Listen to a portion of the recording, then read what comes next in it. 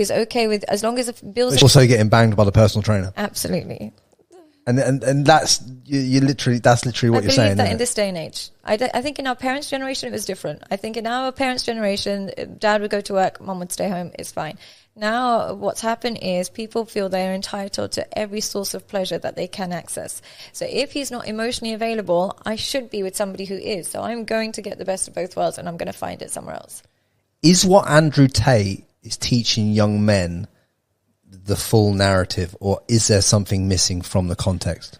I think, I'm going to be careful, but I think what he's missing is the difference between new money and legacy money, and enjoyment and fulfillment.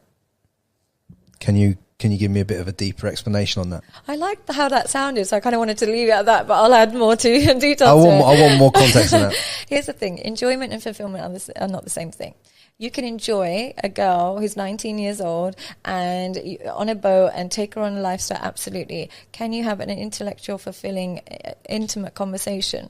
Can you turn to her? A boat is a red flag to me, by the way. It is to me as well. And I hate boats as well. Everybody in Dubai wants a boat, don't they? Yeah. But yeah, so what I would say is you're not fulfilling something. In order to get, you can have that lifestyle, absolutely. But what's fulfilling is knowing that I can speak to this person about any emotional concern I have, and she offers me a valid and supportive answer. But if I'm talking to her about my stress and she's like, okay, but what time is the reservations? But can my friend come on the boat? What fulfillment is in that? You're spending more money on these random girls on a club than you do on your mum, some of these men. They spend more money on a table in London. I know guys that will spend £2,000-3,000 on a table, but their mum hasn't got a car. What? Like they could easily, yeah. Are you serious? Honestly, and their mum is taking the bus. I'm just thinking, think about that. There's a girl that's coming on your table that will never speak to you again, is going home with another man, and you're prepared to spend more money on that experience.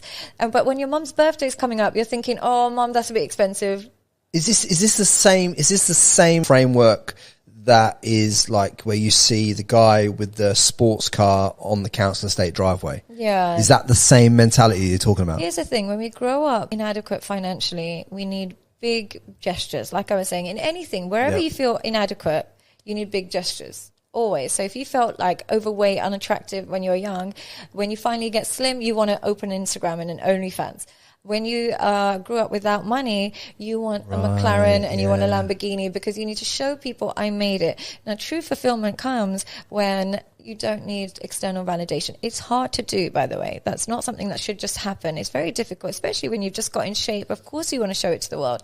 But true fulfillment comes when you don't require external validation. You use that strength to just kind of create your own little circle of people that you love. I love that. And if there's one piece of advice that you've wanted to give this year to the whole world, right? You've wanted to give it to the whole world, but no one's asked you the question for you to be able to give it to the whole world. What question haven't I asked you that you want to give the answer to? Oh, what a fantastic question. If I could give one piece of advice to anybody and everybody, it would be, I would say that the one thing you make decisions today that you won't regret in 10 years. Try and do them. Try and live a life where you don't regret your decisions. And people will say there's no such thing as regrets. There's no regrets. But I say there's no such thing as a good, bad decision. When you make one bad decision, it's followed by 1,000 other bad decisions. And when you make one good decision, all good choices come as a natural consequence. So what I would say is have a look at your decision making and don't think, oh, there's no YOLO, forget it. It's okay. Short term, short term, short term. Think about it in the long term, because I promise you one bad decision is 100 bad decisions. Think about them carefully before you indulge in them. If there's one final piece of advice you could give for all the men that are listening to this podcast, right? If you had to leave the world tomorrow, you're checking out, and you've just got to leave men with one piece of golden wisdom that they can implement in their life today that's going to move them forward in their dating life, from a psychological point of view, what would it be? It'd be to treat women well. And I'll tell you why. When you treat women well, they become better human beings. When you see that broken woman that's horrible, horrendous, cruel, cheating, there's a man that's maybe her father, It might be a partner. Somebody's hurt her. And what happens when men don't treat women well? We create a society of soulless women. We create a bunch of women who are just egotistical, narcissistic. They are hyper-independent. They lose their kindness. But when you take women who are loved by a man, whether it's a father, a brother, a partner, when she's loved by a man, she's the kindest, softest, sweetest woman. So if you want to create a legacy and an environment where you change this kind of woman, treat them with love and respect. And that doesn't mean all of them. It doesn't mean you take a terrible woman and you start giving her love, but you select a woman wisely and you give her love and a lot of love and respect. And then what will happen is she'll turn into a wonderful, or she should maintain. I don't believe you can take a bad woman and give her love and she'll become perfect. I don't believe that happens. They become worse.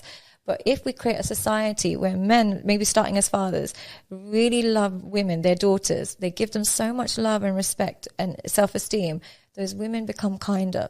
But when you have a father that treats women, their daughters neglectfully, that child belongs to the world. And she's narcissistic, horrible, unkind to herself. So treat the women in your world, whether that's your mother, your sister, your child, your wife, treat them well. And if there's one piece of golden advice that you could give to women that's going to help them advance their life, what would it be? Preserve your body. It's really important for you. Preserve your body in every way you can. Whether it's on social media, whether it's with the people you interact with, whether it's with your friends, family, whatever it is, preserve your body. Treat it like a home for your brain. And just like you wouldn't trash a hotel room because it's where you're living for the next couple of days, don't trash your body in any way, shape or form. Don't plaster it everywhere. Don't give it out to every man that doesn't deserve it. Don't vandalize it with like tattoos and stuff that you're going to later regret. Treat your body like a home for your brain.